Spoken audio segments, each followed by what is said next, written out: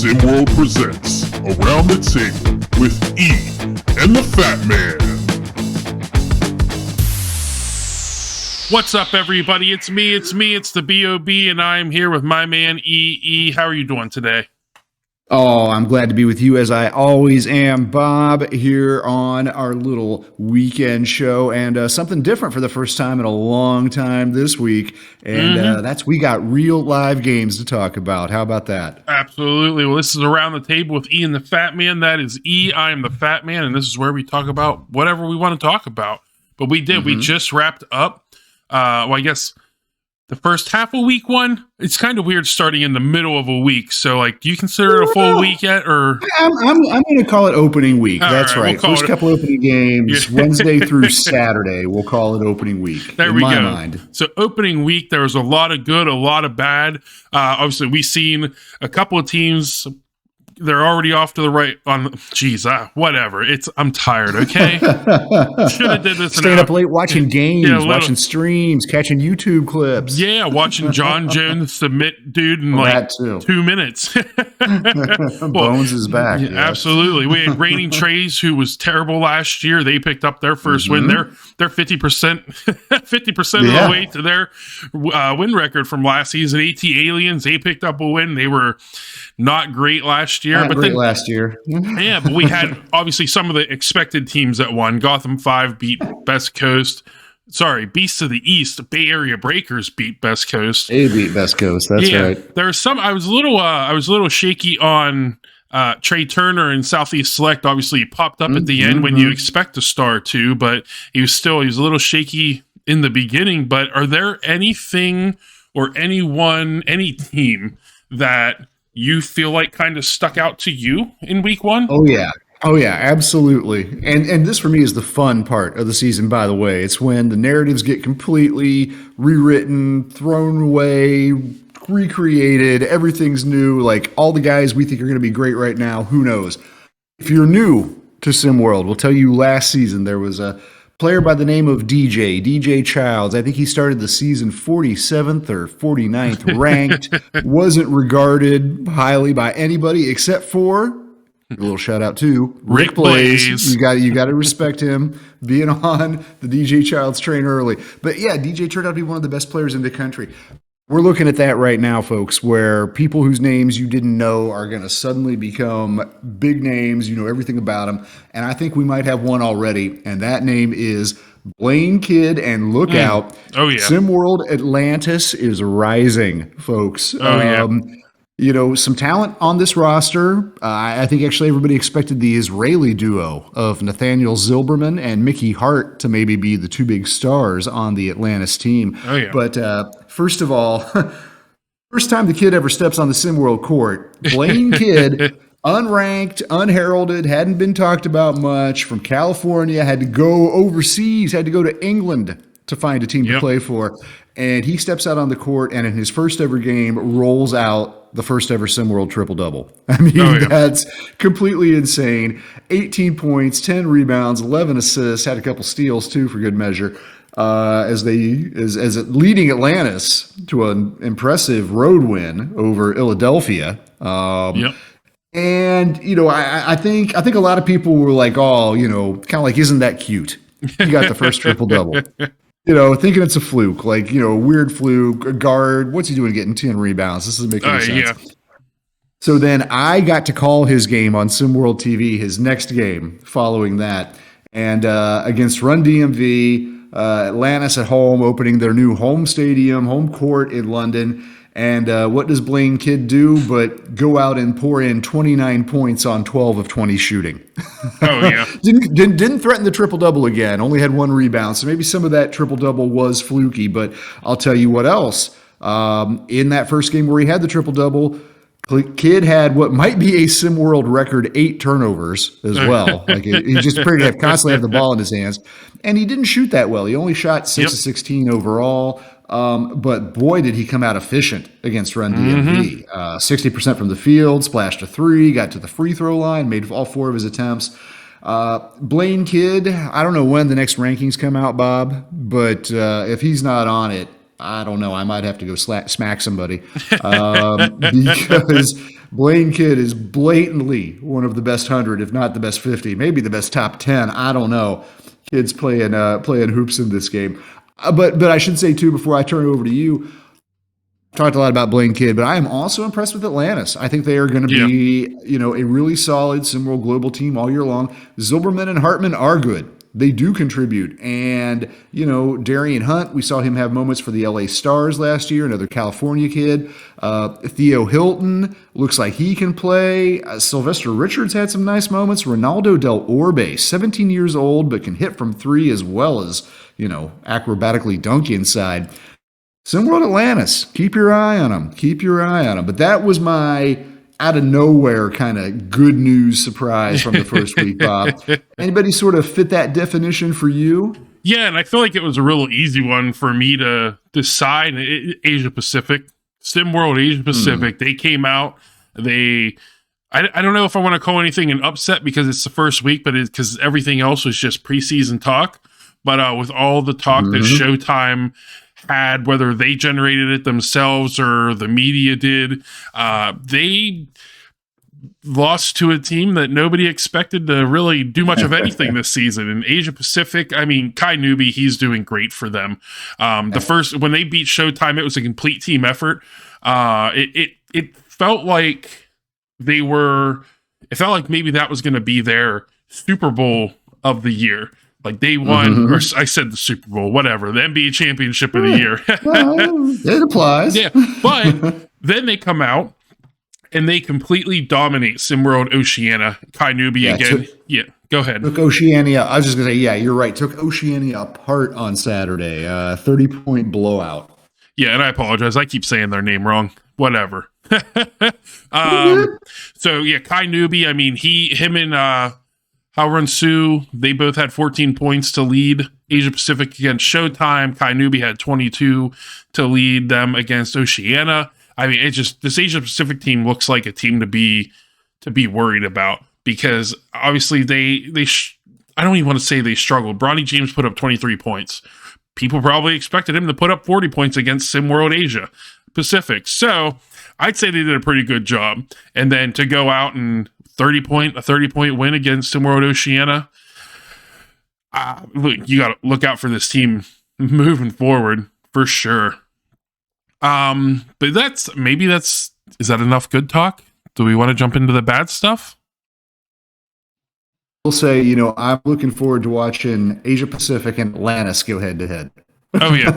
For sure. Things we've talked about here, international game surprises right there. So I'm completely impressed with them too. Now that said, I do wish I could have seen that Asia Pacific Oceania game because I do want to watch the floating platform. The Opera House of Hoops down there they got on the water. But Oceania, maybe they need to turn things around a little bit. And let's segue into the bad with that. That's a nice smooth segue, Bob. Because Oceania isn't the only team out there that has struggled so far. I think there have been a few other. You already mentioned that Showtime getting upset by APAC, stunning everybody. For me, my bad news surprise of the season so far, and I've talked about this a little bit on Discord. And quickly, if you're not on our Discord, folks, you got to get on there. That is where all the community and the communication is happening. SimWorld Discord. But there's been some teams that have just not performed up to the level we expected. There's been some shocks. Showtime was one of them, no doubt about it. But for me, what has really stood out is Beyond the Arch. And I've made some critical comments on Discord. And I want to remind everybody, if you're not in our SimWorld Discord, you got to get there. That's where the communication happens. But I should also say, I'm not anti-Beyond the Arch. I was a St. Louis Stars fan last year. I loved Glory Tate. I like Coach Smith, what he's doing there. But they've been beat back-to-back by 24 points each game. Here's a fun little fact. We play 4-quarter games in SimWorld. Beyond the Arch hasn't won a single quarter of the 8 they've played yet. They tied one. They're 0-7-1. I mean, look, it's just not been good, right? Started the season off, they got beat by 95-71 by Lakeshore Drive. And when that happened, I actually kind of put a little bit of pause on my panic button. Because first of all, I think Lakeshore Drive is going to be very good. I think Lakeshore Drive is going to beat a lot of teams. And also, okay, Beyond the Arch got beat pretty bad in the end, but Tyson Simpson had a nice game, almost had a double-double, went off for 24 and 9. They got some nice contributions from Daniel Horry, which I was glad to see. Some other plays a little bit quiet, but I'm thinking, David Duffy's going to come alive, and Dino Ahern, I remember him, he can really leap. And Christian Kelly, Baby Rodman, they're going to get it done. And then they come out and Rocky Mountain Monsters. And I don't know if there's a lot of people that think Rocky Mountain Monsters are a great team. We'll see. They're a nice balanced team, I'll say that. But 72-48. Oh, yeah. I mean, just throttled them. Beyond the Arch barely shot 40% for that game. And they almost allowed Rocky Mountain Monsters to shoot 60% from the field. But, I mean, I think what the most shocking thing was 4 points, 2 rebounds from Tyson Simpson. Yeah. I mean, just 2 or 7 shooting, and nobody else. Leading scorer for Beyond the Arch, I mean, granted, they only scored 48 points as a team, was 12 from Keyshawn Blasingame. David Duffy, nothing. Christian Kelly, and I'm a huge Christian Kelly fan, pulling down rebounds, 15, 18, 20 at a time last season. Nothing. Beyond the Arch doesn't look good to me. There's a big game coming up on March 7th with Indy, just a couple days away. I mean, I know we're just here at the start of the season, but I really actually feel like this is a big, big matchup for them at this point. They need to right that ship. Yeah, I mean, it's going to be a huge game. Obviously, Indy lost their last game to Heartland, which Heartland, I mean, just overall, they had a great game. That was a 93-89 barn burner of a game, by the way. Our boy Brian Webb coming out with 30 strong, Malik Drayton with his 15. And I think a preseason favorite to you, Vic, had 14. But Indy Stripes, despite losing, I mean, they still had some solid performances. Bronny James had 25, so all that talk, he backed it up. Yeah. But now Bernari talks the talk. He walks that walk too, believe me. But I will point out the fact that he shot 11 of 21. So that's about 50%. Yeah, but that is going to be I don't if Beyond the Arch can't pick up a win against Indy, they might as well. I think they might have to start looking to next season. Yeah. I know it's still early. It's still really early. They could still win their division and surprise us all. But man, the Tyson Simpson signing was supposed to be a complete game changer, and it looked like, despite the loss in the first game, like you mentioned, it looked like it would be, because he put up almost a double-double. And then he disappears too. Oh my Lord. Someone as talented as him needs to take more than 7 shots. Even he took 13 shots in their first game. He needs to be taking more than 13 shots. Probably so. Yeah. So I don't know. Hopefully they can right the ship there and get back on the right track. And but I agree. But enough of me using Beyond the Arch as a punching bag. Who was your shock downside surprise, Bob? I mean, it's more of they started out strong in their game, but SimWorld Latin America, it was an unacceptable loss against H-Town Hoopers. They were up 17 points at the half. Yeah. They were up, I think, 15 points going into the fourth or so, 15 or so. And then they gave up 34 points to only 10 in the fourth quarter. I mean, keep in mind, we play 8-minute quarters here. Yeah. How do you give up 34 points in a quarter? Yeah, that is shocking. Yeah, I mean, Beyond the Arch almost put up, or barely put up, more than that in their loss. That's right. One of their losses. That's right. So yeah, it blew my mind that they were able to. I kept making the joke, but I think maybe they, after the third quarter, maybe there was an issue with the scoreboard and it said the fourth quarter, so they got on the plane and they were on their way back home. And no. I mean, like you're saying, Latin America played 3 great quarters of basketball. They were ahead 50 to 31, right? Going into that fourth quarter. And I mean, H-Town had scored 31 points through 3 quarters, and then they erupt for 34 in that final one. Somebody just kind of played at clutch time, and somebody didn't show up. Yeah, I mean, they held Houston to 6 points in the second quarter. I mean, their defense just in general, 12, 6, and 13 for the first 3 quarters. And then you let them score more points than they did in the entire first 3 quarters in the fourth. Yeah. It was such a complete coaching breakdown. And that's all it is too. It was a complete coaching breakdown, and there was no excuse for it. Edgar Fernandez, my man, still had 20 points. Yep. Played well. Played well. Shooting percentage for me compared to some other guys, but still, he was the best player on the court as expected. I know J-Mo didn't do as much as I think we expected. He expected to do more. I think that I think that they should be fine moving forward, but another loss like that where they blow a huge lead, I mean, it's almost as bad as Indy blowing a 33-point lead against Minnesota Vikings last season. Go Vikings. But just about. But yeah, I mean, that was, to me, that was really, really bad. Just 3 great quarters, and then you pack it up and go home early. And I there's no excuse.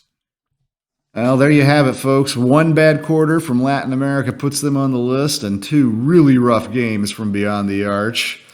Gets a little bit of negative attention here, but hey, all in all, it has been a great opening. 4 days, SimWorld Hoops. So glad to have it back. So glad to already have these kind of storylines and drama back in our lives, and looking forward to more next week. No game Sunday and Monday, but we're back in action on Tuesday. Tune in to SimWorld TV, 7 o'clock Eastern time. We got the Yacht Club taking on South America, and there's another live game on SimWorld TV. Actually, there's 2 more. It's a triple header Tuesday. Indy Stripes and Beyond the Arch. We've already been talking about that one. And then Bay Area Breakers and Showtime, one of these California bloodbaths that we're going to have all season long. That's a game everybody needs to circle. It's what's a little disappointing to me, and I'll say, so we get them really early on, but then we have like the Originators and not playing Gotham or Run DMV till later in the season. It's like some of these games that I really wanted to see we have to wait. You can't front load everything, Bob. No, you can't. But to have Bay Area Breakers and Showtime in the second week, I mean, neither team. We're not going to have neither of those teams are going to be alive to finish the rest of the season. But yeah, like you said, Yacht Club, SimWorld South America, Indy Stripes, Beyond the Arch. Which again, that's going to be telling for Beyond the Arch. Don't forget Originators. And the North, that should be a tight game. We'll see if the AT Aliens. Did I get it? The Atlians. I'm gonna call them the Atlians from now on. I don't care. Yeah. We'll see if they can keep improving, and then I mean, Heartland Zombies, Lakeshore Drive, I think should be a good game as well. But I guess we'll see. We got one good so far. Yeah, we got one more day. After tomorrow, Monday, then we move into Tuesday. So, any final words from you, Eric? No, just that I'm looking forward to week 2 as much as I am week 1, and if it's half as good, it's going to be twice as fun. I agree, Robot Eric. I hope everybody has a great rest of their weekend. Goodbye, folks.